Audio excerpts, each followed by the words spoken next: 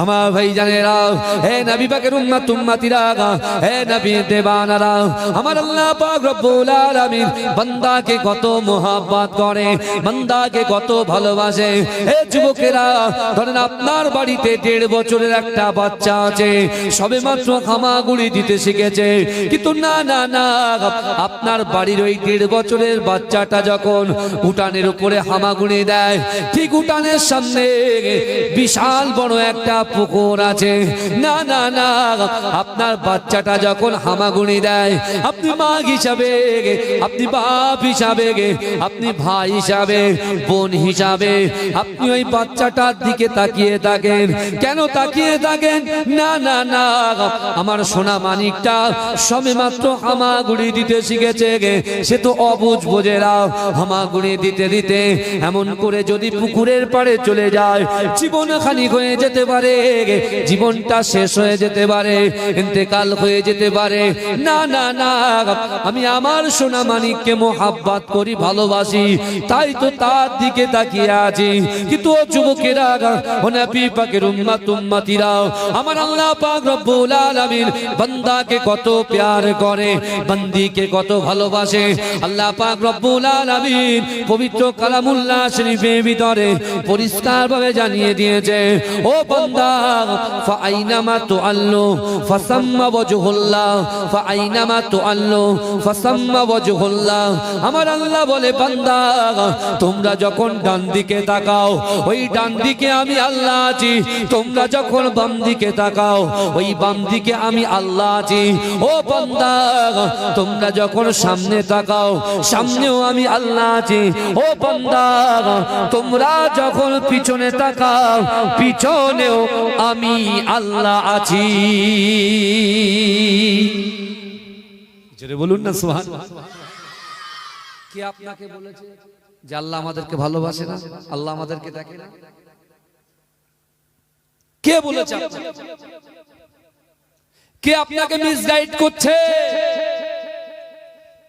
আল্লাহ বলতে, বান্দা, আমি তোমাদেরকে এতটাই ভালোবাসি, তোমরা ডান দিকে তাকাও, বাঁ দিকে তাকাও, সামনে তাকাও, পিছনে তাকাও, সেখানেও আমি আল্লাহ আছি। জোরে বলুন না সুবহানাল্লাহ।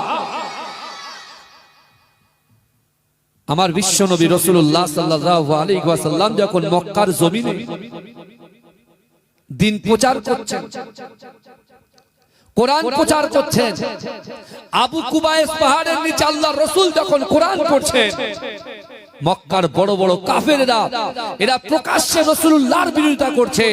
রাসূলুল্লাহর কাছে যারা যাচ্ছে তাদেরকে আটকানোর চেষ্টা করছে, কিন্তু তারা রাতের অন্ধকারে নুকিয়ে নুকিয়ে কম্বল চাপা দিয়ে আল্লাহর রাসূলের পাশে বসে বসে তারাও কোরআন শুনেছেন। জোরে বলুন না সুবহানাল্লাহ। তারা কোরআনের প্রতি ফিদা হয়ে গেছে, ভালোবেসে ফেলেছে। কিন্তু দুনিয়াদারি তাদের পছন্দ, চেয়ার তাদের পছন্দ, সিংহাসন তাদের পছন্দ, লোক তাদেরকে উপঢৌকন দেবে সেটা তাদেরকে পছন্দ। কিন্তু যখন আস্তে আস্তে আস্তে আস্তে একে একে একে একে আল্লাহর রাসূলের হাতে হাত দিয়ে যখন কলেমা পড়ে মুসলমান হচ্ছে, আবু জেহেলের মাথা কাজ করছে না, আবু লাহাবের মাথা কাজ করছে না, আবু সুফিয়ানের মাথা কাজ করছে না। প্রকাশ্যে ওরা ঘোষণা দিল, আজকের পর থেকে আবু কুবাইস পাহাড়ের পাশে কেউ যাবে না, যদি দেখা হয় তাদেরকে ছাড়া হবে না, মৃত্যুদণ্ড দেওয়া হবে। সবাই ভয়ে বাড়িতে বসে আছে। রাতের বেলা আবু জেহেল ঘরের ভিতরে ছটফট করছে, তার স্ত্রী উম্মে জামিল ছটফট করছে।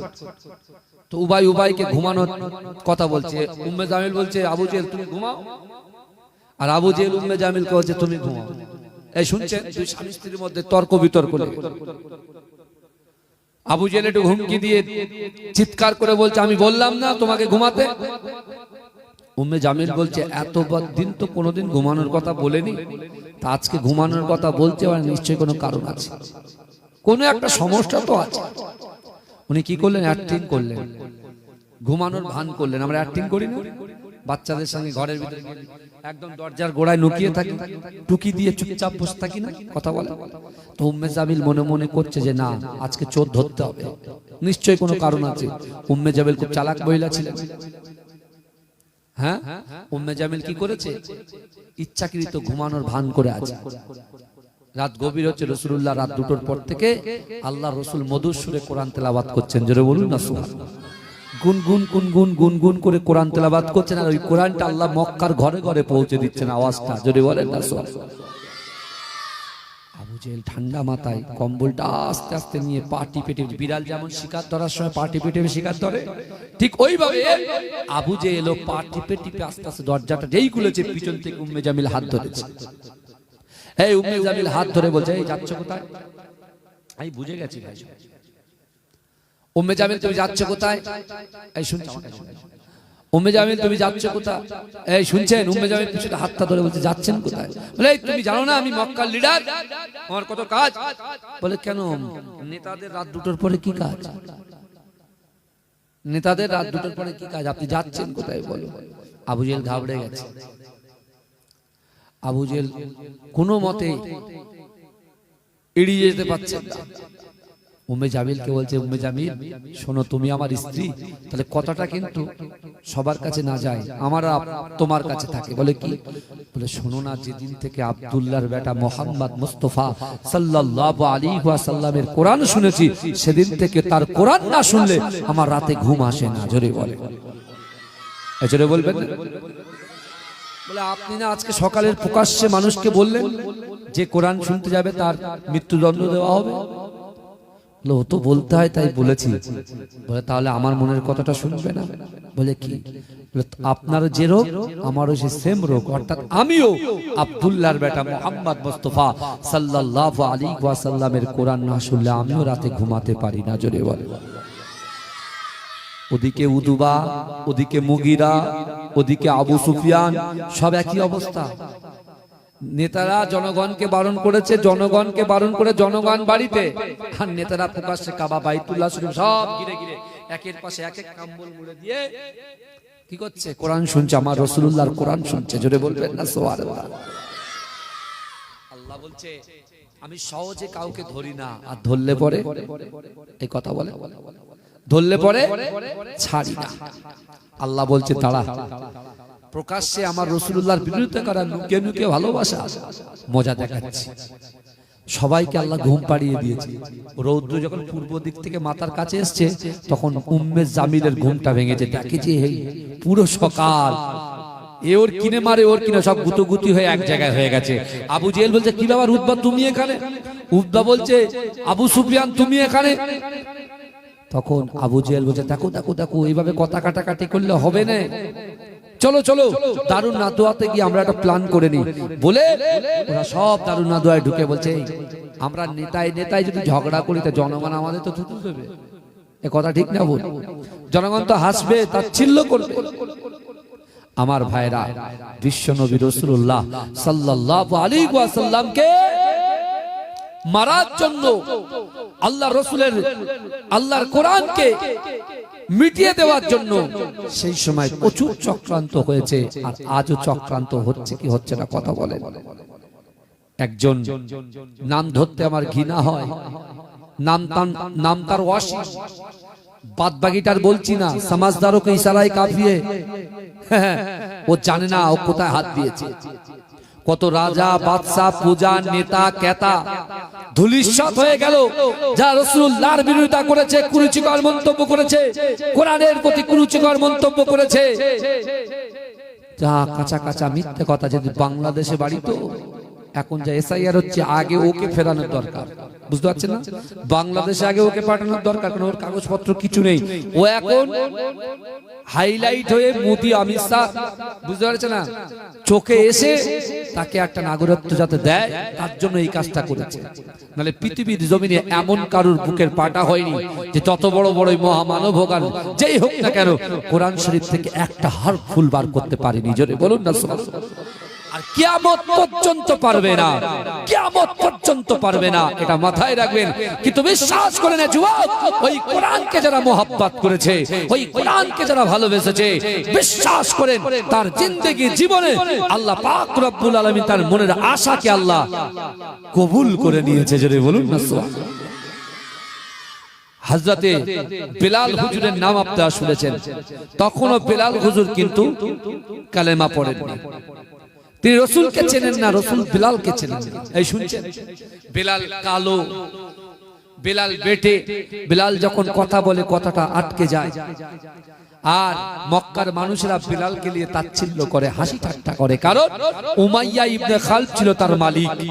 এই উমাইয়া ইবনে খালদ বিলালকে সারা দিন কাটাতো, কাজ করাতো, রাতের বেলা বিলালকে অত্যাচার করত। সেই বিলালকে একদিন হঠাৎ করে উমাইয়া ইবনে খালদ বলছে, বিলাল কিছুদিন পরে আমার বাড়িতে মেহমান আসবে, তোমাকে এক বস্তা চাল তুলে দিলাম, এই চালটাকে জাতা দিয়ে পিষে পিষে একেবারে আটা বানাতে হবে।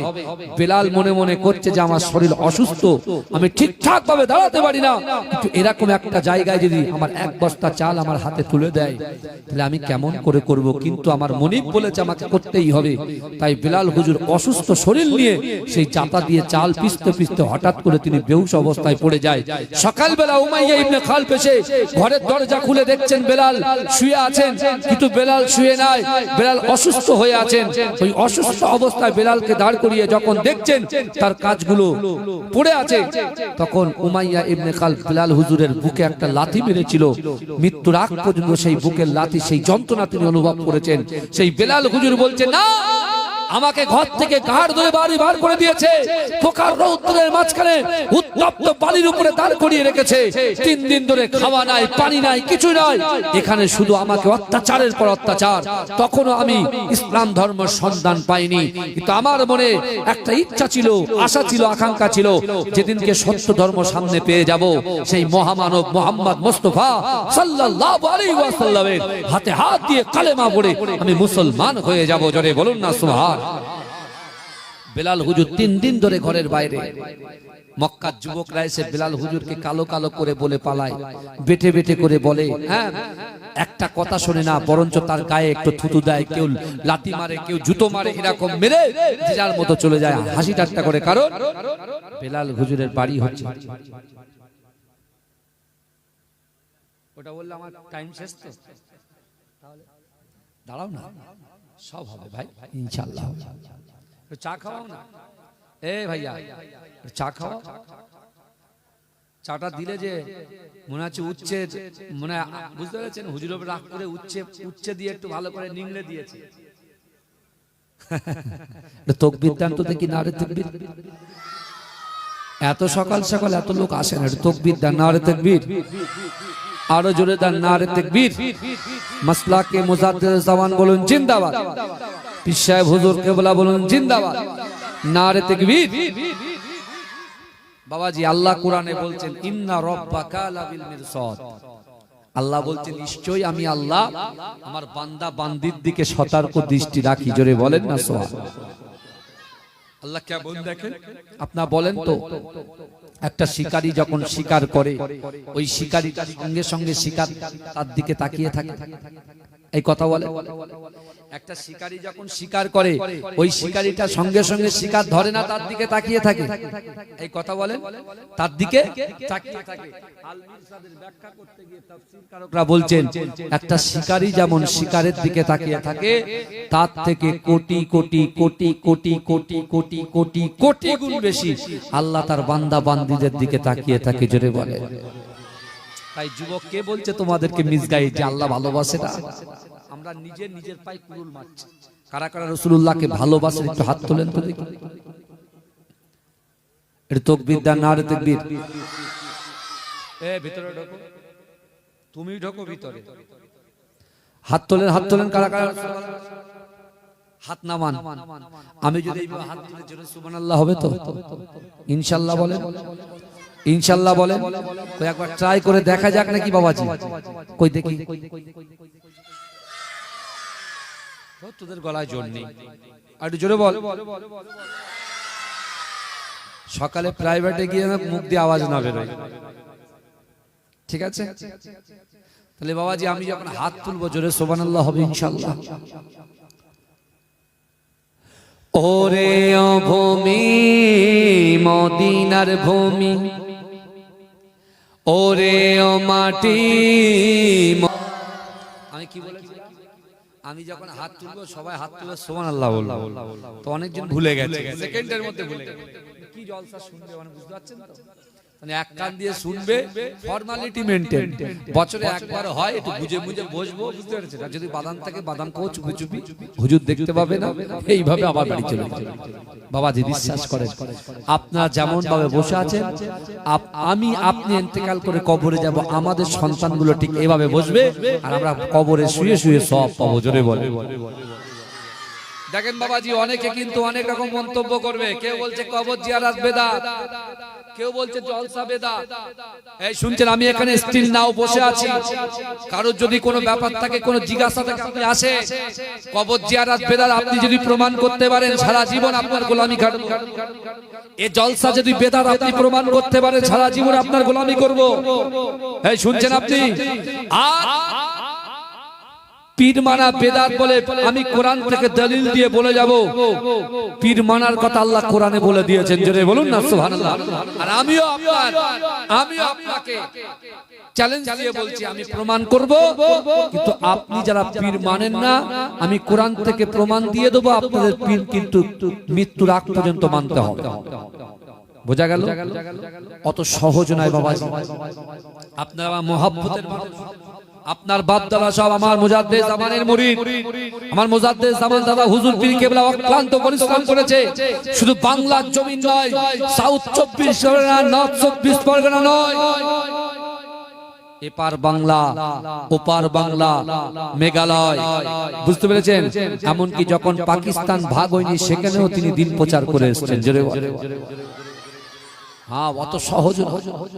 আর এখন অনেক মানুষ কিছু ইউটিউব মুক্তি উঠেছে বাপ, আর তাদের কথা আমার যুবকগুলো শুনে লাফালাফি করে। তাদের কথা শুনে কেন লাফালাফি করবে তোমরা? পীর মানতে হবে। আপনি বলছেন হুজুর আপনার জলসা করছে, নামাজ পড়ছে না, নামাজ হয় না, এ হয় না, ওই হয় না, সেই হয় না, নানান রকম কথা বলছে। যে বড় বড় ফতোয়া দিচ্ছে তাকে জিজ্ঞাসা।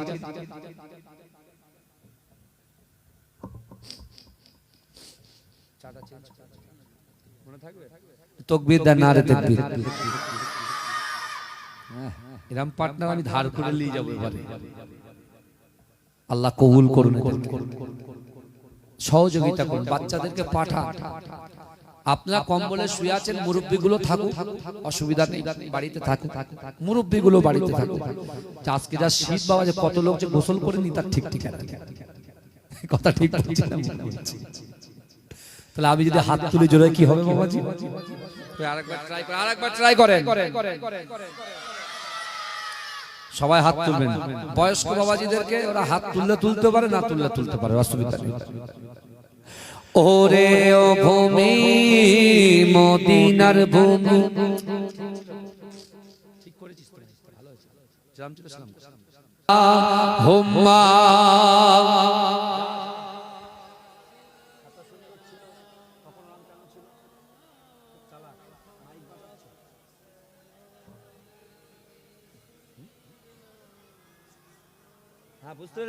ঠিক আছে, খুব সুন্দর মাইক, এখন ঠিক হয়ে গেছে। তাকবীর দান, নারে তাকবীর, নারে তাকবীর। আমরা দুনিয়াতে একজন কালোকে দেখে বলি ও কালো, একজন বেটেকে বলি ও বেটে, একজন কানাকে বলছি কানা, একজন খোঁড়াকে বলছি খোঁড়া, একজন তোতলাকে বলছি তোতলা, বলি না? কথা বলে। আপনারা বুকে হাত দিয়ে বলে, এই যা কিছু পৃথিবীতে সৃষ্টি কে করেছেন? জোরে বলেন, কে করেছেন? আল্লাহ। মাশাআল্লাহ, আমার ক্লাসে সামনের বেঞ্চে যারা বসে আছে আলহামদুলিল্লাহ, এরা ঠিক আছে। আপনার মুরব্বীরা যদি একটু চেপেও বলে, ওরা আপনাদের মেকআপ করে দেবে, অসুবিধা নেই। মনে মনে বলবেন, যতবার বলবেন তত সব পাবেন। জোরে বলে, জোরে বলবেন। এ কেমন নূর পেলে ও গো মা আমিনা, ও গো মা আমিনা, জোরে বলুন না সুবহানাল্লাহ। এ কেমন নূর পেলে ও গো মা আমিনা, ও গো মা আমিনা, তোমার লালের ছোঁয়ায় ধন্য এ জামানা, ধন্য এ জামানা। এ কেমন নূর পেলে ও গো মা আমিনা, ও গো মা আমিনা, তোমার লালের ছোঁয়ায় ধন্য এ জামানা, ধন্য এ জামানা। খোদার ওই কাবা গুলে দুলে কয় মারহাবা, দুলে কয় মারহাবা। খোদার ওই কাবা দুলে দুলে কয় মারহাবা, দুলে কয় মারহাবা। বলে আজ এলো ধরায় এ যে কাবার কাবা, এ যে কাবার কাবা। খোদার ওই কাবা দুলে দুলে কয় মারহাবা, দুলে কয় মারহাবা। বলে আজ এলো ধরায় এ যে কাবার কাবা। জোরে বলুন না সুবহানাল্লাহ। নারে দেখবে আমার ভাই, আমার বাবাজিরা, সরকার, কেন্দ্র সরকার খুব জ্বালাচ্ছে, বুঝলেন? এত জ্বালানো যাচ্ছে, কখনো পয়সা চেঞ্জ করছে, কথা ঠিক না বল, কখনো পয়সা চেঞ্জ করে লাইনে দাঁড় করাচ্ছে। আর এখন আমি ভারতবর্ষের নাগরিক, এখন আমাকে প্রমাণ করতে হচ্ছে, বুঝতে পারছেন না? আর জ্বালা যত সব বিহলো, বুঝতে পারছেন? আমি আসবো এখানে, বসবো ঠান্ডা মাথায়, অনেক সময় দেবো, আমার ভাইদের সাথে গল্প করবো, জলসা করবো, যাবো, এ শান্তি নেই। এই যতক্ষণ না এই ভাইরাস না যাচ্ছে, এসআইআর ভাইরাস না মিটছে, ততদিন আমার শান্তি হবে না, বুঝতে পেরেছেন? বাড়ি লোকজন ভর্তি, বুঝতে পেরেছেন? তারপরে কিন্তু আপনাদের দেখে আমার মনটা খুশি হয়ে গেছে। আপনাদের দানে যে মসজিদ করেছেন, বিশ্বাস করেন এই মসজিদ যতদিন থাকবে, আর এই মসজিদের দিকে যারা তাকায়, ভালো নজর দিয়ে তাকায়, কবরে শুয়ে থাকবেন, মসজিদ থাকবে তো কবরে অটোমেটিক সব পৌঁছে যাবে। জোরে বলুন না সুবহানাল্লাহ। এই জোরে বলে আমার বাবাজিরা, আমার ভাইরা, আল্লাহর রাসূলের সাহাবা হযরত বেলালকে তাচ্ছিল্য করে মক্কার মানুষ, কথা বলে তো আল্লাহ মাখলুক কখনো খারাপ হতে পারে না। আল্লাহ পাক চারটে কসম খেলেন। আল্লাহ পাক তার বান্দার জন্য কটা কসম খেয়েছেন? চারটে। সূরা ৩ খোলেন, অনেকেই জানেন।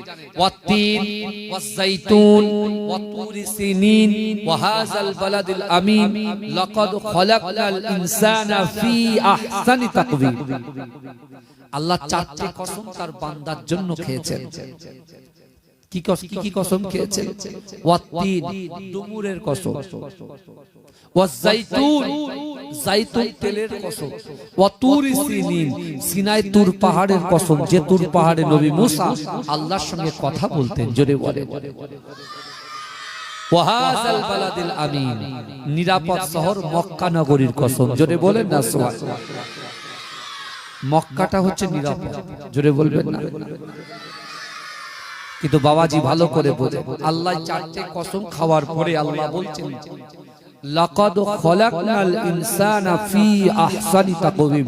অবশ্যই অবশ্যই আমি মনুষ্য জাতিকে অতি উত্তম রূপে, সুন্দর আকৃতিতে আমি আল্লাহ সৃষ্টি করেছি। জোরে বলে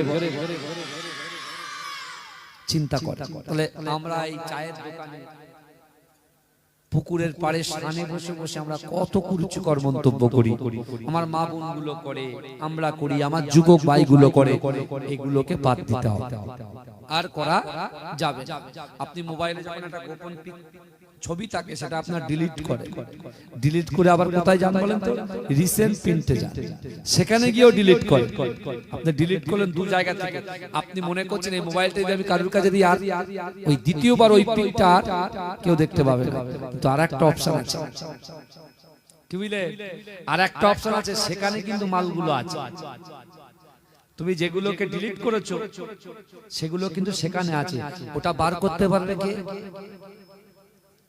যারা মোবাইল রিপেয়ারিং করে, যে কোম্পানি রিপেয়ারিং করে, তার কাছে যাবেন, ওটা বার করে দেবে। বাবা রিসেন্ট প্রিন্ট থেকে যেটা ডিলিট হয়, সেটা আরেকটা স্টোরে গিয়ে জমা হয়, সেই স্টোরে গিয়ে সেখান থেকে আবার রিব্যাক করা যায়। আর আমরা যে দুনিয়ায় বিচরণ করছি, আমাদের মালিক হচ্ছেন একটাই, সেটা হলো আল্লাহ। আরে মুসলমান, মাথা নত করে একমাত্র আল্লাহর কাছে মুসলমান ভয় করে একমাত্র আল্লাহকে, কারণ আল্লাহই কোরআনে বলেছে বান্দা ইয়া আইয়ুহাল্লাযীনা আমানুত্তাকুল্লাহ ওয়া কুনু মা'আস সাদিকিন। আল্লাহর কোরআন বলছে আমার বিশ্বাসী ঈমানদার বান্দারা ওয়াত্তাকুল্লাহ, আমি আল্লাহ, আমাকে ভয় করো, ওয়া কুনু মা'আস সাদিকিন, সত্যবাদীদের সঙ্গে থাকো। জোরে বলুন না সুবহানাল্লাহ। জোরে বলবেন না? রাতের অন্ধকারে দিনের আলোতে প্রকাশ্যে অপ্রকাশ্যে জাহিরিতে বাতিনিতে আমরা যে গুনাহে লিপ্ত আছি, আমার আল্লাহ সবকিছু দেখছেন কি দেখছেন না? কথা বলে সব দেখছে, সব সাবধান হয়ে যান। হযরতে বিলালকে যখন 3 দিন ঘরের বাইরে রেখেছে, ওমা আরসালনাকা ইল্লা রাহমাতাল লিল আলামিন, ওই রাস্তা দিয়ে হেঁটে হেঁটে গিয়ে ডাইরেক্ট বিলালের কাছে সে, রাসূল বিলালকে কিন্তু চেনেন না, বিলাল রাসূলকে চেনেন না। রাসূল জিজ্ঞাসা করছেন বাবা কি হয়েছে? বিলাল বলছে যে না, যেদিন আমি রাসূলুল্লাহকে সর্বপ্রথম আমার দিকে আসছেন, আমি দেখছি আমার জিন্দেগি জীবনে এরকম মহামানব আমি আর কখনো চোখে দেখি নাই। জোরে বলে। সবাই আমাকে তাচ্ছিল্য করবে, সবাই আমাকে কুরুচিকর মন্তব্য করে চলে যাচ্ছে, কিন্তু যে ব্যক্তিটা আসছেন ইনি হয়তো আমাকে সাপোর্ট করবে, আমাকে হয়তো বাঁচাবে। আল্লাহ রাসূল এসেছে, কোনো কিছু জিজ্ঞাসা করলেন না, শুধু জিজ্ঞাসা করলেন কি ব্যাপার এখানে দাঁড়িয়ে? বলে উমাইয়া ইবনে খালফের গোলাম আমি, দাস তার, সে এই কাজটা করেনি বলে 3 দিন ধরে আমাকে না খাইয়ে 1 গ্লাস পানি পর্যন্ত পান করতে দেন না। আল্লাহ রাসূল শুধু এই কথাটা শুনে আল্লাহ রাসূল একটা কথা শুনলেন না, নিজের বাড়ির দিকে রাসূলুল্লাহ এগিয়ে যেতে লাগলেন। বিলাল পিছন থেকে বলছে আপনিও সেই মক্কার যুবকদের মতো? আমি আপনাকে দেখে ভেবেছিলাম আপনি হবেন মহামানব, আপনি হবেন মহাসেবক, আপনি আমাকে আমার কষ্টের কথা শুনবেন, আমার মনের কথাটা শুনবেন, আমাকে একটু বাঁচাবেন, আমাকে 1 গ্লাস পানি দেবেন, আমাকে কিছু ক্ষুধা নিবারণ করে দেবেন। আর আপনি সেই মক্কার যুবকদের মতো আপনি বাড়ির দিকে এগিয়ে যাচ্ছেন। আমার ভাই জানেরা, হে নবী পাকের উম্মত উম্মতিরা, হে নবী দেবানরা, বিশ্ব নবী রাসূলুল্লাহ সাল্লাল্লাহু আলাইহি ওয়াসাল্লাম আমার দয়ার নবী বিলালের দিকে যখন পিঠটা করলেন, ও যুবকেরা, আমার রাসূলুল্লাহ চোখের পানি বিলাল বুঝতে পারে না। ও যুবকেরা, আমার দয়ার নবী রাসূলুল্লাহ কাঁদতে কাঁদতে আমার দয়ার নবী বাড়ির দিকে রওনা হয়ে গেলেন। না না না, 3 দিন ধরে ক্ষুধার্ত, এরকম ভাবে ক্ষুধার্ত অবস্থায় যদি তাকে হয়তো ইন্তেকাল হয়ে যেতে পারে, জীবন হানি হয়ে যেতে পারে। না না না, আমি রাসূলুল্লাহ তার কথাটা পরে শুনবো, আগে তার জাহানটাকে বাঁচাতে হবে, জাহান বাঁচানো ফরজ। না না না, বিশ্ব নবী রাসূলুল্লাহ যখন ঘরের মধ্যে প্রবেশ করলেন, আম্মা জান আয়েশা সিদ্দিকা রাদিয়াল্লাহু তাআলা আনহা 1 গ্লাস দুধ কিছু খাজুর নিয়ে দাঁড়িয়ে আছে। আল্লাহ রাসূল যেই না ঘরের ভিতরে প্রবেশ করেছে, আম্মা জান আয়েশা আল্লাহ রাসূলকে বলে, ইয়া রাসূলুল্লাহ, ইয়া হাবিবাল্লাহ, গুদর কিছুক্ষণ আগে আপনার একজন মুহাব্বতের পাগল বরকতের জন্য, দোয়ার জন্য আপনাকে 1 গ্লাস দুধ আর একটু খেজুর আপনাকে হাদিয়া দিয়েছেন। ইয়া রাসূলুল্লাহ, হাবিবাল্লাহ, আপনিও কিছুদিন ধরে খান না, আমি আয়েশা আপনাকে আমার নিজে হাতে দুধটা পান করিয়ে দিই।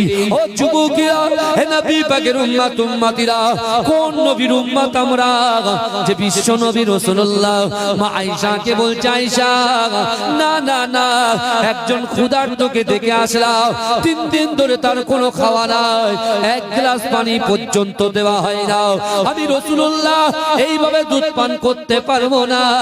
ও আয়েশা, তুমি তোমার হাত থেকে এই দুধের গ্লাস কিছু খেজুরটা আমার হাতে তুলে দাও। আমি বিশ্ব নবী রাসূলুল্লাহ সাল্লাল্লাহু আলাইহি ওয়াসাল্লাম যে প্রত্যেকটা 3 দিন ধরে খাওয়া হয় না, আমি রাসূলুল্লাহ তাকে নিজে হাতে গিয়ে একটু পানি পান করিয়ে দিয়ে আসি।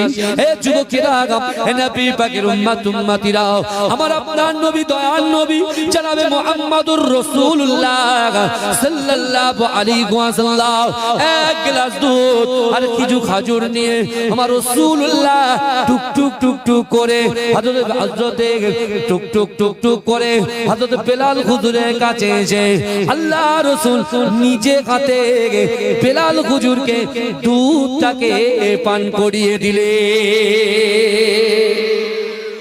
জোরে বলেন না সুবহানাল্লাহ। যখন রাসূলুল্লাহ বিলালের দিকে হেঁটে হেঁটে আসছে তিনি শর্মিন্দা হয়ে লজ্জিত হয়ে গেলেন। কেন হুজুর লজ্জিত হলো কেন? কেন ওই যে রাসূল ব্যাকে গিয়েছে, ওই ব্যাকে যাওয়াতে যে কুরুচিকর যে মন্তব্যগুলো তিনি মনে মনে করেছেন সেগুলো থেকে তিনি শর্মিন্দা হয়ে গেছেন। আপনি যাকে বলছেন তুই বেনামাজি, অনেকে দাঁড়িয়ে নাই কিন্তু নামাজ পড়ে, জানেন কি? অনেকের মুখে দাড়ি নেই নামাজ পড়ে। অনেক নেতাকে দেখেছি চোখের সামনে তারা নামাজ পড়ে, আর তাদের বিরুদ্ধে আমরা বলি। কিছু মনে করবেন, এই লাগালাগি বিরুদ্ধে বলা বলি এটা মনে হয় ফেসবুকে না বলে সামনাসামনি বলাই ভালো। আর প্রকাশ্যে সবার সামনে না বলে একটা ঘরের ভিতরে দুজন man to man face to face সামনাসামনি বলাটাই ভালো। আপনিও গুনাহ থেকে বাঁচবেন, সেও গুনাহ থেকে বাঁচবে। আগে ছোট্ট ছোট্ট জিনিসগুলোকে আমাদের মাথার ভিতরে ধরে ক্লিয়ার করতে হবে। মানে এখন ফতোয়া দেওয়ার আর মানুষের অভাব নাই, যে ওয়ান পাস সেও ফতোয়া দেয়। বাবাজি বিশ্বাস করে জাহান্নামী আর জান্নাতি উভয়ে কথা বাক্য লাভ করছে, জান্নাতি আর জাহান্নাম। তো জান্নাতি যে আছে জাহান্নামীকে জিজ্ঞাসা করছে, ভাই একসঙ্গে কলেজে পড়লাম, স্কুলে পড়লাম, ক্যান্টিনে খেলাম, চাষবাস করলাম, সবকিছু করলাম, তা আমি জান্নাতে তুই জাহান্নামে কেন? এই শুনছেন, আমি জান্নাতে তো তুমি জাহান্নামে কেন? জাহান্নামী বলছে, ভাই একসাথে খেয়েছি, পড়েছি, ঘুমিয়েছি, উঠেছি, ক্যান্টিনে গেছি, কলেজে গেছি, ইউনিভার্সিটিতে গেছি, সব জায়গায় গেছি, ঠিক আছে, কিন্তু ভাই তুমি নামাজ পড়ে শুয়েছো, তুমি নামাজটা সঠিক টাইমে আদায় করেছো ভাই, তাই তুমি জান্নাতে, আর আমি নামাজটা সঠিক টাইমে আদায় করতে পারিনি বলে আমি জাহান্নামে। আর কারণ বলছে, ভাই তুমি খেয়েছো, পড়েছো, মাঠে গেছো, চাষাবাদ করেছো, সবকিছু করেছো, তুমি কোনোদিন কোনো মানুষের প্রতি কুরুচিকর মন্তব্য করোনি, কোনো মানুষের বিরুদ্ধে বলনি, তাদের কথা চিন্তাই করোনি, হ্যাঁ, তাই তুমি জান্নাতের। আজকে আমি শুধু পাড়ায় পাড়ায়, চায়ের দোকানে, মাঠে ঘাটে, মেলায়, যেখানেই গেছি শুধু মানুষের বদনাম করেছি, তাই আমি জাহান্নামে। বাবাজি আল্লাহ কোরআনে বলছেন, বিসমিল্লাহির রহমানির রহিম, আহাসিবান নাসু আইয়ুতরাকু আইয়াকুলু আমান্না ওয়াহুম লা ইফতানুন। আল্লাহ কোরআনে বলছে, বান্দা তোমরা যারা ঈমান এনেছো, তোমরা কি মনে করো আমি আল্লাহ তোমাদেরকে ছেড়ে দেব? বাবাজি বুঝছেন, এই শুনছেন তো? আল্লাহ বলছে, বান্দা তোমরা যারা ঈমান এনেছো, আমরা সবাই তো ঈমান এনেছি নাকি? একটু কথা বলেন, হ্যাঁ বলেন, হ্যাঁ আমরা ঈমান এনেছি। আল্লাহ আমাদেরকেই বলছে যে তোমরা যারা ঈমান এনেছো, তোমরা কি মনে করো আমি আল্লাহ তোমাদেরকে ছেড়ে দেব? অহুম লা ইফতানুন, আমি আল্লাহ কি তোমাদের পরীক্ষা করব না? আল্লাহ বলছে ঈমান দিয়েও আমি পরীক্ষা করব, আমি ভয় দিয়ে পরীক্ষা করব। তোমার ব্যবসা, রানিং ব্যবসা, ইনকাম ব্যবসা, হাজার হাজার টাকা, লক্ষ লক্ষ টাকা তুমি লাভ করছো, ওই ব্যবসাকে আমি আল্লাহ কি করব? কথা বলে লস করে আমি আল্লাহ পরীক্ষা করব। তুমি চাষাবাদ করছো, তোমার চাষাবাদে আমি আল্লাহ বরকত দিয়ে পরীক্ষা করব। তোমার চাষকে ক্ষতি করে দেবো আমি আল্লাহ। তুমি ভেড়ে নিয়েছো 100 বিঘে, প্রথম বছরে একদম লক্ষ লক্ষ টাকা তুমি মুনাফা করেছো, পরের বছর পুরো জিরো করে দেবো। আমি দেখবো তোমার ভিতরে আমি আল্লাহ শুকরিয়া কতটা আছে। তুমি আল্লাহকে ভয় করো কিনা? এখন দুনিয়ার জমিনে বান্দা কাকে ভয় করে? আল্লাহ প্রথমেই বলছেন আমি ভয় দিয়ে পরীক্ষা করি। এ মুসলমান সমাজ, আমার যুবক ভাইরা, আপনি হয়তো প্যান্ট শার্ট পরে ঘুরছেন, ঠিক আছে, কোনো অসুবিধা নাই, যখন কোন মুসলমানদের বিরুদ্ধে, কোরআনের বিরুদ্ধে, রাসূলুল্লাহর বিরুদ্ধে চক্রান্ত শুরু হবে, তখন তোমার ঈমান কতটা আছে আল্লাহ পরীক্ষা করবে। আল্লাহ বলছে আহুম লা ইফতানুন, আমি আল্লাহ পরীক্ষা করব। একজন ঈমানদার যদি সত্যিকারের ঈমানদার হয়, যদি কোরআনের বিরোধিতা করে, রাসূলুল্লাহর বিরোধিতা করে, আল্লাহর বিরোধিতা করে, এই যুবকেরা দ্বীনের বিরোধিতা করে, তাহলে একজন যুব সমাজ সে মুসলমানের ঘরের ছেলে হয়ে চুপচাপ বসে থাকতে পারে না। তার জন্য তার জীবন চলে যাবে, কিন্তু তিনি কখনো কোরআন ছাড়বে না। জোরে বলুন না সুবহানাল্লাহ। সে মরে যাবে, রাসূল ছাড়বে না।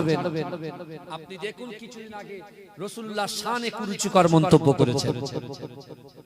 আই লাভ মুহাম্মদ নিয়ে মন্তব্য করেনি, কথা বলে। একজন যুবককে কত লাঞ্ছিত অপমানিত করেছে। আপনি দেখুন আপনার গ্রামে যে ছেলেটা নামাজ পড়ে না, রোজা রাখে না, কিন্তু তার ভিতরে ঈমান আছে, সে কালেমা পড়েছে লা ইলাহা ইল্লাল্লাহ মুহাম্মাদুর রাসূলুল্লাহ, তার দিলে আঘাত লেগেছে, না রাস্তায় নেমে গেছে। কথা ঠিক না ভুল? কথা বলে। ক্লাবে ক্যারাম বোর্ড খেলে যে টাইমটা, সেই টাইমটা ক্যারাম বোর্ড খেলা বন্ধ করে দিয়ে রাস্তায় নেমে I love Mohammad, I love Mohammad বলে তারা সারা পাড়ায় ঘুরেছে। এই ঘুরেছে না ঘরেনি? কথা বলে। তার মানে কি বলেন? তার মানে হচ্ছে তাদের দিলের ভিতরে কি আছে? ঈমানটা আছে। আল্লাহ আমাদের সবথেকে বড় সম্পদ দিয়েছে ঈমান। ভাইজান একটু ভালো করে বুঝবেন, আল্লাহ আমাদের সবথেকে বড় সম্পদ কি দিয়েছেন বলেন? ঈমান দিয়েছেন। সব থেকে বড় সম্পদ দিয়েছেন ঈমান। আপনি যখন বাড়িতে রান্না বান্না করেন, আপনার স্ত্রী বা আপনার মা যখন রান্না করে, হাঁড়িতে ভাত রান্না করে, তো তরকারিটা রান্না করে, তা তরকারি যখন রান্না করার পরে ওইভাবে আবার পরের দিন পর্যন্ত হাঁড়িটাকে ফেলে রাখে না, ভালো করে মাজা ঘষা করে, মাজা ঘষা করে আবার নিট অ্যান্ড ক্লিন করে আবার পরের দিন রান্না হয়, তাই না? তা আল্লাহ যে আমাদের ঈমান দিয়েছে, তা ঈমানটা মাজা ঘষা করতে হবে। ওই ঈমানটা মাজা ঘষা করার জন্য দৈনন্দিন আল্লাহ 5 ওয়াক্ত নামাজ ফরজ করে দিয়েছেন। জোরে বলেন, জোরে বলেন না স্যার। সকালে উঠে আপনি ব্রাশ করেন তো, এই কথা বলে। আর ব্রাশ যদি না করি তাহলে মুখ দিয়ে দুর্গন্ধ বার হয়, আর ব্রাশ করে কিছু খেয়ে নিলে আর দুর্গন্ধ বার হয়। তা আমাদের শরীরে যত গুনাহ, আমাদের শরীরে যত গুনাহ, বুঝলে, আমাদের শরীরে যত গুনাহ লেগে থাকে, আপনি 5 ওয়াক্ত নামাজ পড়বেন, এই গুনাহগুলোকে আল্লাহ ধুয়ে মুছে সাফ করে দেবে। জোরে বলেন, জোরে বলবেন। তাহলে চিন্তা করেন আমার ভাইরা, বিশ্বনবী রাসূলুল্লাহ সাল্লাল্লাহু আলাইহি ওয়াসাল্লাম বেলাল হুজুরকে দুধ পান করালেন, খাজুর খাওয়ালেন। খাইয়ে আল্লাহ রাসূল চলো তোমার বাকি যে কাজগুলো আছে, আমি বাকি যে কাজগুলো আছে, রাসূল তখনও বলেননি, আমি আপনাদেরকে বলছি যে বাকি যে কাজগুলো আছে আমি সব নিজে হাতে করে দেব। জোরে বলুন না সুবহানাল্লাহ। বেলালের হাত ধরে উমাইয়ার ঘরে গিয়েছে। উমাইয়া কিন্তু আউট, আব্দুল্লাহর ব্যাটার সঙ্গে পারা যাবে, ওই শক্তি আছে তো। তাই রাসূলুল্লাহকে জাদুকর বলে, রাসূলুল্লাহকে গণ, রাসূলুল্লাহকে কবি বলে, রাসূলুল্লাহকে পাগল বলে। সবাই ভয় করে, সবাই ভয় করে। আবু জেহেল জানে যে সত্য নবী, আবু জেহেল আবু লাহাব জানে ইনি সত্য নবী, আর এনার উপরে যে পবিত্র আল কোরআন নাযিল হয়েছে ওটা আল্লাহরই কোরআন। যদি বলেন না সুবহানাল্লাহ। আমার ভাইরা, আমার বাবাজিরা, কত সহজ নয়। আল্লাহ পাক কোরআনের প্রতি যে মহব্বত, ভালোবাসা আল্লাহ ঢেলে দিয়েছেন, বিশ্বে যত ধর্ম আছে চ্যালেঞ্জ করে বলছে, এই শুনছেন, বিশ্বে যত ধর্ম আছে সেই ধর্মগ্রন্থ কেউ মুখস্থ করে শোনাতে পারবে না। একটাই ধর্ম আছে, যে ধর্মের নাম ইসলাম। এই ধর্মের মানুষের ভিতরে লক্ষ লক্ষ কোটি কোটি হাফেজ আছে, তাদের দিলের সিনার ভিতরে কোরআন গচ্ছিত রেখেছে। এক জায়গায় বসে 6666টা আয়াত তারা পড়ে শুনিয়ে দিতে পারে। জোরে বলে, কথা ঠিক বলছি না? চ্যালেঞ্জ হয়ে যাক নাকি? কিন্তু আমাদের নবী শেখায়নি মারামারি করো, আমাদের নবী শেখায়নি বড়দেরকে অসম্মান করো, আমাদের নবী শেখায়নি অন্য ধর্মের গালি দাও। সারা বিশ্বের মানুষ ইসলাম ধর্মকে গাল দিচ্ছে, গাল পাচ্ছে, কিন্তু আমাদের ধর্মে এটা শেখায়নি যে তাদের গাল দাও। আমাদের ধর্ম বলে যে দোয়া করো, কি আল্লাহ তাকে হেদায়েত দিয়ে ইসলামের মধ্যে দাখিল করায়, নালে তাকে মিটিয়ে দেন। এই কাজ আল্লাহ করবে।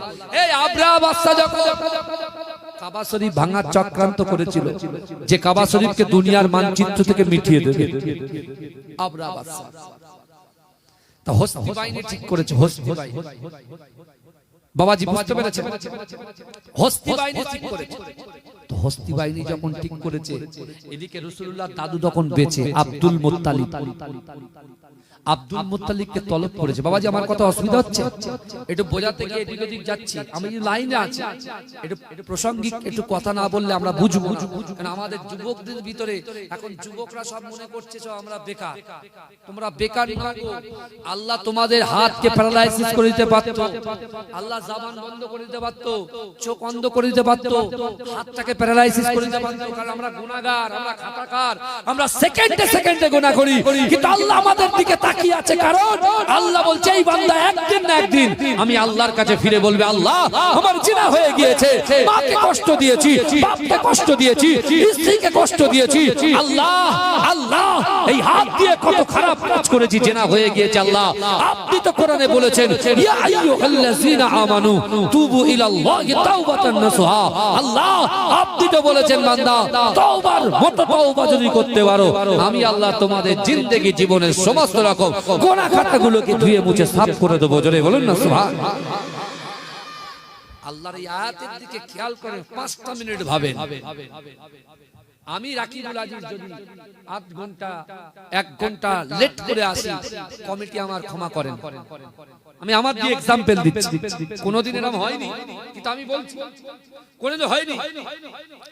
আমি আমার ড্রাইভারকে উল্টো পাল্টা বলেছি, তাকে তার কাছে ক্ষমা চাইছি, সে আমার কাছে ক্ষমা চাইছে, আমি তাকে ক্ষমা করছি না।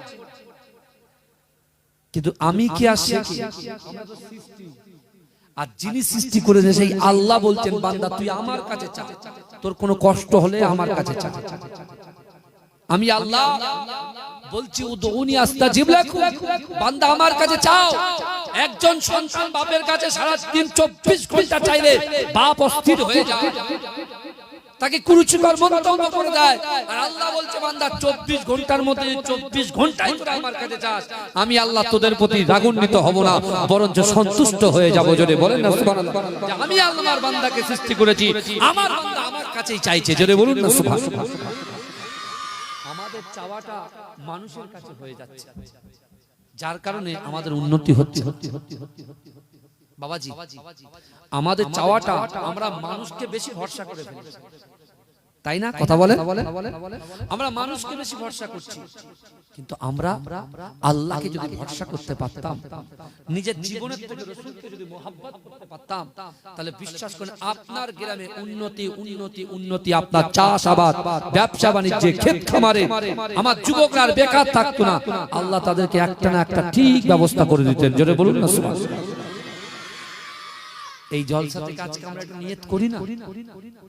বিলাল হুজুর মার খেয়েছেন, বিলাল হুজুর দেখছেন যে না, আমার মনে হয় ইনি সেই মহামানব হতে পারে, তাহলে ধরি তাকে ধরে যে মক্কার যুবকরা আমাকে লাঞ্ছিত করেছেন, আর ইনি ডাইরেক্ট নিজের বাড়ির থেকে 1 গ্লাস দুধ খেজুর খাইয়েছেন, আবার আমার বাকি অবশিষ্ট কাজগুলো তিনি সম্পন্ন করেছেন।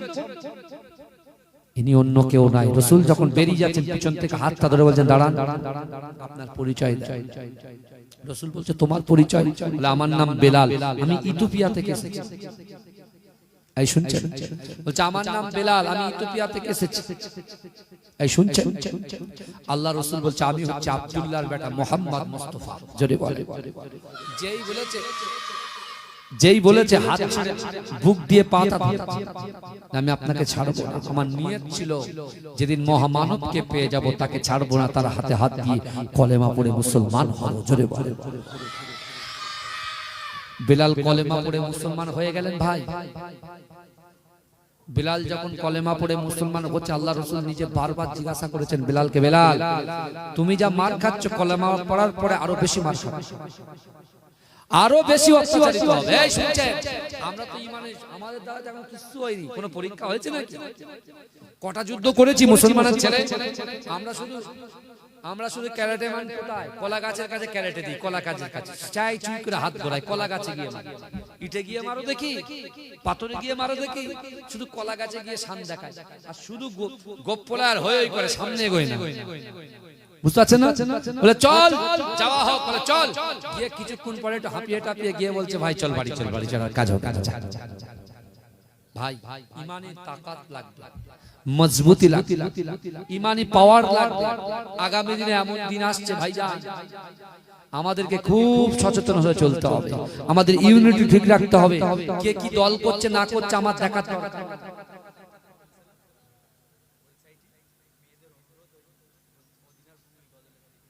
না, হবে না।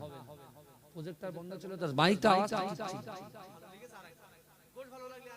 না না ভাই গোশ ভালো বাবারে, তুই বড় ফতোয়া দিচ্ছে দেখতে পাচ্ছি, হ্যাঁ ধরে নিয়ে আয় আমার কাছে। তাকবীর দান, নারে তাকবীর, নারে তাকবীর। আমার বাবাজিরা ভালো করে, আমাদের ইউনিটি ঠিক রাখতে হবে ভাই। গ্রামের প্রত্যেকটা যুবককে অ্যাক্টিভ থাকতে হবে। হ্যাঁ দেখেন ভারত হচ্ছে গণতান্ত্রিক দেশ, কে কোথায় ভোট মারবে না মারবে সেটা আপনার ব্যক্তিগত, তাই বলে ইসলামের জায়গাটা যখন আসবে আমাদের সবাই তখন এক হয়ে যেতে হবে। পারবেন আপনারা? কারা কারা পারবেন একটু হাত তোলেন। আপনার বয়স তাকবীর দান, নারে তাকবীর, নারে তাকবীর। আমার বাবা হাসি খুশি মনে থাকবেন সব সময়, আর এই হ্যাঁ করে হাসবেন না, মুচকে মুচকে হাসবেন। রাসূলুল্লাহ সুন্নাত আদায় হবে, জোরে বলে। কিন্তু আমার ভাই জানেরা, হে নবী পাকের উম্মত উম্মতিরা, হে নবী দেবানারা, বিশ্ব নবী রাসূলুল্লাহ সাল্লাল্লাহু আলাইহি ওয়াসাল্লাম বিলালকে বলেছিল, ও বাবা বিলাল, আমার হাতে কলেমা পড়লে তোমাকে অনেক অত্যাচার সহ্য করতে হবে। বিলাল বলেছিল, ইয়া রাসূলুল্লাহ হাবিবাল্লাহ, যেদিন থেকে আপনাকে দেখেছি সেই দিন থেকে আমার জীবনের থেকে আপনাকে আমি বেশি মহব্বত করি। আমার সোনার ভাই, আল্লাহ রাসূলের মহব্বতে সাহাবা আবু বকর সিদ্দিক রাদিয়াল্লাহু তাআলা আনহু রাস্তা দিয়ে হেঁটে হেঁটে যায়, রাসূলুল্লাহর দরবারের দিকে যায়। না না না, উমাইয়া ইবনে খালদ বেলাল হুজুরকে উত্তপ্ত বালির উপরে, বেলাল হুজুরকে উত্তপ্ত বালির উপরে বুকের উপরে পাথর চাপা দিয়ে তিনি জোরে জোরে চাবুকের আঘাত করে। ও যুবকেরা, যত জোরে জোরে মারে তত জোরে জোরে বলে, লা ইলাহা ইল্লাল্লাহ মুহাম্মাদুর রাসূলুল্লাহ, লা ইলাহা ইল্লাল্লাহ মুহাম্মাদুর রাসূলুল্লাহ, লা ইলাহা ইল্লাল্লাহ মুহাম্মাদুর রাসূলুল্লাহ।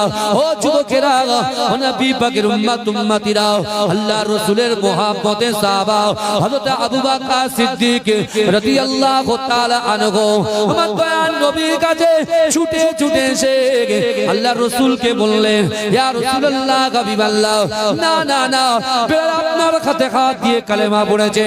আমার ঈমানি ভাইকে উমাইয়া ইবনে খালদ এত জোরে জোরে আঘাত করছে, আর বেলাল চিৎকার দিয়ে বলে, লা ইলাহা ইল্লাল্লাহ মুহাম্মাদুর রাসূলুল্লাহ, লা ইলাহা ইল্লাল্লাহ মুহাম্মাদুর রাসূলুল্লাহ। ইয়া রাসূলুল্লাহ হাবিবাল্লাহ, না না না, আপনি একবার বলুন বিলালের কি অবস্থা হবে। আল্লাহ রাসূল বলছে, আবু বকর যাও যাও যাও যাও যাও যাও, আমার বিলালের কাছে চলে যাও, আমার বিলালের কানে কানে গিয়ে বলবে, আল্লাহ রাসূল বলেছে বেলাল তুমি আস্তে আস্তে জিকির করো, তুমি যত আস্তে আস্তে জিকির করবে উমাইয়া ইবনে খালদ তত আস্তে আস্তে তোমাকে আঘাত করবে। ও যুবকেরা, আল্লাহ রাসূলের এই কথা শুনে হযরত আবু বকর হুজুর যখন বেলাল হুজুরের কাছে গিয়েছে, কানে কানে বলছে, বেলাল তুমি আস্তে আস্তে জিকির করো, উমাইয়া আস্তে আস্তে আঘাত করবে। বেলাল বলছে, আবু বকর আল্লাহর রাসূলকে নিশ্চিন্তায় থাকতে বলো। না না না, আমি বেলালের জন্য দোয়া করতে বলো। আমি বেলাল বলছি, যতবার যত জোরে আঘাত করুক না কেন গো, আমি বেলাল উমাইয়াকে ভয় পাই না, আমি বেলাল আল্লাহকে ভয় পাই, আমি উমাইয়াকে ভালোবাসি না। আমি বেলাল আমার জীবনের থেকে আল্লাহর রাসূলকে মুহাব্বত করি। উমাইয়া যত জোরে জোরে আঘাত করবে আমি বেলাল তত জোরে জোরে লা ইলাহা ইল্লাল্লাহ মুহাম্মাদুর রাসূলুল্লাহ জিকির করব। জোরে বলে, আপনি আমাকে নিয়ে রাসূলুল্লাহকে চিন্তা করতে বারণ করেন, রাসূল যেন আমার জন্য দোয়া করেন, আল্লাহ যেন বেলালকে সবর দেয়। জোরে বলেন। ওই বেলাল আবার কাবা শরীফটা তওয়াফ করে। ও যুবকেরা, লাব্বাইক আল্লাহুম্মা লাব্বাইক, লাব্বাইক লা শারীকা লাকা লাব্বাইক, ইন্নাল হামদা ওয়ান নি'মাতা লাকা ওয়াল মুলক লা শারীকা লাক। হে যুবকেরা, আবু জেহেল কাফের, তারাও কাবা শরীফ তওয়াফ করত। ও যুবকেরা, আবু লাহাব কাবা শরীফ তওয়াফ করত, আবু সুফিয়ান কাবা শরীফ তওয়াফ করত, বেলাল হুজুর কাবা শরীফটা তওয়াফ করে। লাব্বাইক আল্লাহুম্মা লাব্বাইক, লাব্বাইক লা শারীকা লাকা লাব্বাইক, ইন্নাল হামদা ওয়ান নি'মাতা লাকা ওয়াল মুলক লা শারীকা লাক। হে যুবকেরা, হে নবী পাকের উম্মতিরা, হে নবী দিওয়ানারা, বেলাল হুজুর যখন কাবা শরীফটা তওয়াফ করে, ওই সময় থেকে আবু জেহেল বেলালকে দেখে বলছে, ও বেলাল তুমি দাঁড়িয়ে যাও, দাঁড়িয়ে যাও, দাঁড়িয়ে যাও। বেলাল হুজুর দাঁড়িয়ে গেলেন, বলছেন না না না, কোন গোলামের জন্য কাবা শরীফ নয়, কোন দাসেদের জন্য কাবা শরীফ নয়। কাবা শরীফ হলো সম্ভ্রান্ত পরিবারের জন্য, কাবা শরীফটা হলো নেতাদের জন্য, কাবা শরীফটা হলো ধনীদের জন্য, গরিবদের জন্য কোনো কাবা নয়। আমি আবু জেহেল তোমাকে জানিয়ে দিলাম, আগামী দিন থেকে কাবা চত্বরে তোমাকে যেন না দেখতে পাই। যদি তুমি কাবা চত্বরে আসো, তাহলে তোমাকে হত্যা করা হবে, তোমাকে কতল করে দেওয়া হবে। ও যুবকেরা, আমার আল্লাহ সব কিছু দেখেন, আমার আল্লাহ পাক সব কিছু দেখছেন। এই কথাগুলো আমার দয়ার নবী রাসূলুল্লাহ নিজেও শুনেছেন। আল্লাহ রাসূল শোনার সাথে সাথে আল্লাহর কাছে হাত উত্তোলন করে বলে, আল্লাহ পাক আমি রাসূলুল্লাহকে সবর দেন, আমার সাহাবা বেলালকেও সবর দেন। জোরে বলুন। আল্লাহ সহজে ধরে না, ধরলে পরে ছাড়ে। শর্ট করব ভাই, বুঝতে পেরেছেন? এবারে শর্ট ভালো করে শুনুন। আল্লাহ রাসূলের সেই মহব্বতে সাহাবা বেলালকে নিয়ে আল্লাহ রাসূল বলল, যাও মদিনায় চলে যাও। রাসূলও মদিনায় চলে গেলেন। জিবরাইল যখন রাসূলুল্লাহকে বলছেন, আল্লাহ বলেছেন মদিনায় যেতে, এই শুনছেন, মদিনায় যেতে, তখন রাসূল বলছে আমি মদিনায় যাব। এখন শর্ট করে বলছি, আল্লাহ বলছে হাবিব মক্কায় 13 বছর দিন প্রচার করেছেন, 13 বছর একটা রাতের জন্য কাফেররা আপনাকে ঘুমাতে দেয় না, কিন্তু আপনি মদিনায় যান, কিছু দিনের মধ্যে 10,000 সাহাবাদেরকে দিয়ে মক্কাটাকে বিজয় করে দিয়ে আপনার হাতে আমি আল্লাহ তুলে দেব। জোরে বলবেন, এই জোরে বলবেন। আমার আপনার জিন্দেগি জীবনে যদি সফলতা আনতে চান, সর্বপ্রথমে নিজের জীবনের থেকে রাসূলকে ভালোবাসেন। রাসূলকে ভালোবাসলেই আপনার সফলতা অর্জন হয়ে যাবে। জোরে বলেন।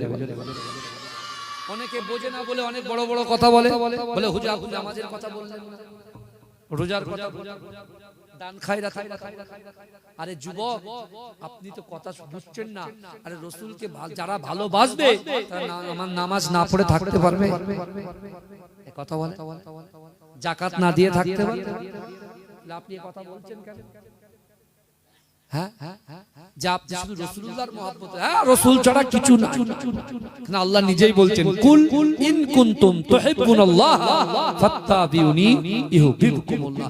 আল্লাহ বলছে হাবিব আমার বান্দা বান্দীকে জানিয়ে দেন, যারা আমি আল্লাহ আমাকে ইত্তেবা করতে চায়, মহব্বত করতে চায়, আমাকে মহব্বত করার আগে যেন আপনাকে মহব্বত করে। আপনিটাকে বিশ্বনবী মুস্তাফা। জোরে আল্লাহ বলছে আমাকে ভালোবাসার আগে নবীকে ভালোবাসো। আর আমি আপনাকে বলছি, আপনার জিন্দেগি জীবনে যদি সফলতা আনতে চান, জীবনের থেকে রাসূলকে ভালোবাসেন। জোরে বলেন, সফলতা পেয়ে যাবেন। যেমন বেলালকে উমাইয়া বারবার বলেছে, বেলালকে উমাইয়া বারবার কি বলেছে? মুহাম্মাদের কলেমা ছেড়ে দে, মুহাম্মাদকে ছেড়ে দে। বেলাল বলছে জীবন চলে যাবে, মুহাম্মদ মুস্তাফাকে ছাড়বো না। জোরে বলে। কিছুদিনের মধ্যে 10,000 সাহাবা রেডি করে যখন রাসূলুল্লাহ মক্কা বিজয় করতে যাচ্ছেন, নেতার ছেলে, কাফেরের ছেলে নেতা কে? আবু জেহেলের ছেলে, নাম তার ইকরামা। সে পরপর 3টে যুদ্ধে অংশগ্রহণ করেছেন। ইসলামের প্রথম যুদ্ধ বদরের যুদ্ধ। বদরের যুদ্ধে তার বাপ ইন্তেকাল হয়ে গেছে, জাহান্নামে চলে গেছে। অনেক কথা ভাইজান, অনেক কথা, পিছন টানলে আর কি বুঝতে পেরেছেন। কিন্তু আমার ভাইরা তারপরে আরেকটা যুদ্ধ এসে সেখান থেকেও পালিয়েছে। কে? ইকরামা। আরেকটা যুদ্ধ খন্দকের যুদ্ধ, সেটাও পালিয়েছে। আর এবার রাসূলুল্লাহ যাচ্ছে, যখন মক্কায় পৌঁছাচ্ছে না, তখন এই ইকরামা পালিয়ে একটা গুহায় আশ্রয় নিয়েছে, তার বিবিকেও ছেড়ে গেছে। আল্লাহ রাসূল যখন ঢুকেছেন, 10,000 সাহাবাদের একজন সাহাবা গিয়ে রাসূলকে বলছে, ইয়া রাসূলুল্লাহ, ইয়া হাবিবাল্লাহ, হুজুর আপনি হুকুম দেন, বাপের থেকে মা, মায়ের থেকে বাপ, ছেলের থেকে বাপের আলাগ করে দিয়ে যে কাফেরগুলো সব কটাকে হত্যা করা। আল্লাহ রাসূল নিয়ন্ত্রণে আনার জন্য জান্নাতুল মুআল্লা কবরস্থানে সাহাবাদেরকে নিয়ে কবর জিয়ারত করেছিলেন। জোরে বলুন। কবর জিয়ারত করলে মন নরম হয়, কবর জিয়ারত করলে কবরের কথা মনে পড়ে। তারপর রাসূলুল্লাহ বলছেন, কাবা চত্বরে বলছে, কে আছো? যে গরিবদের জন্য কাবা নয়, কারা কারা বলছে? সব আব্দুল্লাহর বেটা মুহাম্মদ দাঁড়িয়ে আছে। আল্লাহ রাসূল চিৎকার দিয়ে বলেছিলেন, যারা আমাকে কষ্ট দিয়েছে, লাঞ্ছিত করেছেন, অপমান করেছে, আজকে দিনে যাও, আমি রাসূলুল্লাহ তাদেরকে ক্ষমা করে দিলাম। জোরে বলে। আবু জেহেলের স্ত্রী, আবু জেহেলের ছেলে ইকরামা, ইকরামার স্ত্রী রাসূলুল্লাহর হাতে হাত দিয়ে কলেমা পড়ে মুসলমান হয়ে গেছে। জোরে বলে। এইবারে তার স্ত্রী সুপারিশ করছে রাসূলুল্লাহর কাছে। এই শুনছেন বাবাজি, তার স্ত্রী সুপারিশ করছে রাসূলুল্লাহর কাছে। কি সুপারিশ করছে জানেন? হুজুর আমার স্বামীটাকে আপনি ক্ষমা করে দেন। আল্লাহ রাসূল কইছে নিয়ে এসো, বলে হুজুর সে আউট, বলে যাও খুঁজে নিয়ে এসো। খুঁজে খুঁজে খুঁজে ইকরামা একটা গুহার ভিতরে লুকিয়ে রয়েছে। স্ত্রী গিয়েছে, শিগগিরই এখানে এসো। এই শিগগিরই কেন? আমি সে মুহাম্মাদের গোলাম হয়ে গেছি। জোরে বলে। তুই কলেমা পড়ে নিলে? বলে হ্যাঁ। তার সামনে কোনদিন দাঁড়িয়েছো তুমি? সেই বিশ্বনবী মুস্তাফার সামনে কোনদিন কথা বলেছো? নম্র ভদ্র, আর আল্লাহ যা চেহারা দিয়েছে, নুরানি চেহারা, আমি থাকতে পারিনি, তার মহব্বতে পড়ে গিয়েছি, আমি কলেমা পড়ে মুসলমান হয়ে গেছি। বলে আমি যাবো না, আমাকে কতল করে দেবে। বলছে না তুমি চলো না, কি চলো। আল্লাহ রাসূল ইকরামাকে ক্ষমা করেছিলেন, ইকরামা মুসলমান হয়ে গিয়েছিলেন। জোরে বলে। জোরে বলবেন। কিন্তু আমার ভাই জানেরা, ও নবী পাকের উম্মত উম্মতিরা, ও নবী দেবানরা, বিশ্ব নবী রাসূলুল্লাহ সাল্লাল্লাহু আলাইহি ওয়াসাল্লাম সাহাবাদেরকে বলেছিলেন, ও আমার সাহাবারা, না না না, মক্কাতে 10 বছর পরে আজান হবে, আজকে কাবা বাইতুল্লাহ শরীফে আজান হবে। ও যুবকেরা, 10,000 সাহাবাদের ভিতর থেকে অনেক সাহাবা মনে মনে করছে, আমি হচ্ছে ধনী পরিবারের ছেলে, রাসূলুল্লাহ হয়তো আমাকে ডাকবে। কেউ বলছে আমার তো দেখতে সুন্দর, রাসূল আমাকে ডাকবে। কেউ বলছে আমি রাসূলুল্লাহর কাছাকাছি থাকতাম, রাসূল আমাকে ডাকবে। কিন্তু না না না, ও যুবকেরা, হযরতে বেলাল রাদিয়াল্লাহু তাআলা আনহু কালো বেটে, মুখটা কথা বললে বেঁধে যায়। ও যুবকেরা, সবার পিছনে মনে মনে চিন্তা করে, কখনো সম্ভব নয়, আল্লাহ রাসূল আমাকে কখনো ডাকবে না। কিন্তু যুবকেরা, রাসূলুল্লাহকে মুহাব্বত করেছে বেলাল, ইজ্জত দিয়েছে আমার আল্লাহ। আমার দয়ার নবী চিৎকার দিয়ে বলছে, হে আমার সাহাবারা, আজকে কাবা বাইতুল্লাহ শরীফে আমার বেলাল আজান দেবে। জোরে বলে। রাসূল বলছে আমার বেলাল আজান দেবে। সবাই বেলালকে বলছে, ও বেলাল স্বাগতম স্বাগতম সুস্বাগতম, বুঝলেন? এগিয়ে দিচ্ছে। বেলাল হুজুর কাঁদতে কাঁদতে রাসূলুল্লাহর কাছে এসে বলছে, ইয়া রাসূলুল্লাহ, হাবিবাল্লাহ, আমি এদিক থেকে আজান দেব গো। বেলাল বলছে, রাসূল বলছে না। বেলাল বলছে এদিক থেকে আজান দেব, রাসূল বলছে না। ইয়া রাসূলুল্লাহ, এদিক থেকে আজান দেব, রাসূল বলছে না। এদিক থেকে আজান দেব, রাসূল বলছে না। ও যুবকেরা, আল্লাহ রাসূল কাঁদতে কাঁদতে বেলালকে বলেছিল, বেলাল না না না, আবু জেহেল তোমাকে মারার হুমকি দিয়েছিল, আমি রাসূলুল্লাহ শুনেছিলাম, কিন্তু না না না, ও বেলাল তুমি কাবার বাইরে আজান দেবে না। আজকে দিনে আমি রাসূলুল্লাহ হুকুম করলাম কাবা শরীফের ভিতরে দাঁড়িয়ে দাঁড়িয়ে তুমি আজান দেবে। জোরে বলুন। রাসূল বলছে, বেলাল যে তোমাকে মার্ডার করার হুমকি দিয়েছিল, হত্যা করার হুমকি দিয়েছিল, বেলাল আমি যখন মেরাজে গিয়েছিলাম জান্নাতের ভিতরে তোমার পায়ের আওয়াজটা নিজে কানে শুনেছিলাম। জোরে বলে, তোমার জায়গা কাবা শরীফের বাইরে নয়, তোমার ইজ্জত সম্মান কাবা শরীফের ভিতর থেকে তুমি আজান দেবে। জোরে বলে। আমার বাবাজিরা চিন্তা করে, আমরা কালো মানুষ বলে বিচার করিও ভালো না। ইসলামে কে কালো, কে বেটে, কে ফর্সা, কে মুতেরা, বুঝতে পেরেছেন, কে হোয়াইট, সব দেখে না। আল্লাহ দেখে মানুষের অন্তর। আলা ইন্না ফিল জাসাদি মুদগাতান ইযা সালুহা সালুহাল জাসাদু কুল্লুহু ওয়া ইযা ফাসাদাত ফাসাদাল জাসাদু কুল্লুহু আলা ওয়াহিয়াল কলব। মানুষের শরীরের মধ্যে এমন একটা গোশতের টুকরা আছে, ওই গোশতের টুকরাটা যদি অপবিত্র হয়ে যায় মানুষের পুরো শরীরটাই অপবিত্র হয়ে যায়, আর ওই গোশতের টুকরাটা যদি পবিত্র হয়ে যায় মানুষের পুরো শরীরটাই পবিত্র হয়ে যায়। জোরে বলে।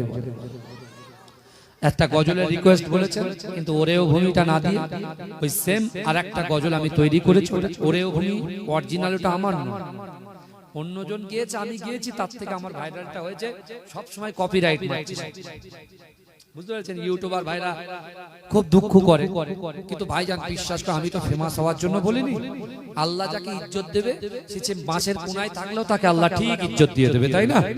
আমি মনে মনে ভাবছিলাম কেউ আসবে না, কিন্তু আলহামদুলিল্লাহ পুরো জলসাটা ভরপুর হয়ে গেছে। আমি বেশি টাইম দিতে পারবো না, কারণ 183 কাগজ আমাকে সাবমিট করতে হবে।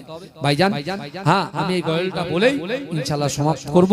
আর আপনারা সকলে বসে থাকবেন, পীর সাহেব হুজুর আসবেন, আমার একজন ভাই আছেন, কিছুক্ষণ আলোচনা করবেন, তারপরে হুজুর পীর কেবলা আসবেন ইনশাআল্লাহ। দরুদ শরীফ পড়েন, আল্লাহুম্মা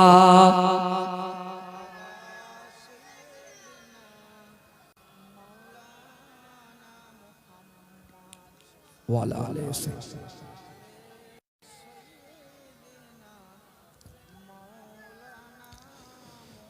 পিছন থেকে যাও, একটু তাকবীর দাও, নারে তাকবীর।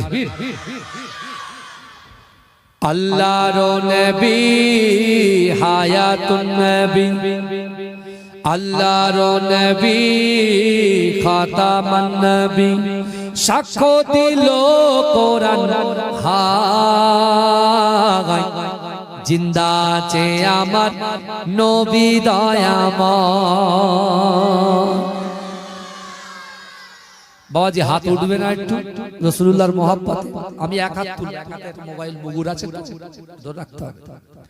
আল্লাহর নবী দয়াময়, পাখির মতো থাকলে ডানা উড়ে যাইতাম, রওজাতে গিয়ে মোরা চুমা খাইতাম, কেঁদে কেঁদে বলতাম আমি শুনি তো আমার নবী, কেঁদে কেঁদে বলতাম আমি শুনি তো আমার নবী, নবী ছাড়া রোজ হাসরে পার হওয়া দায়, জিন্দা আছে আমার নবী দয়াময়, জিন্দা আছে আমার নবী দয়াময়। আল্লাহর নবী হায়াতুন নবী, আল্লাহর নবী খাতামান নবী, সাক্ষ্য দিল কোরআন হায়, জিন্দা আছে আমার নবী দয়াময়। আল্লাহুম্মা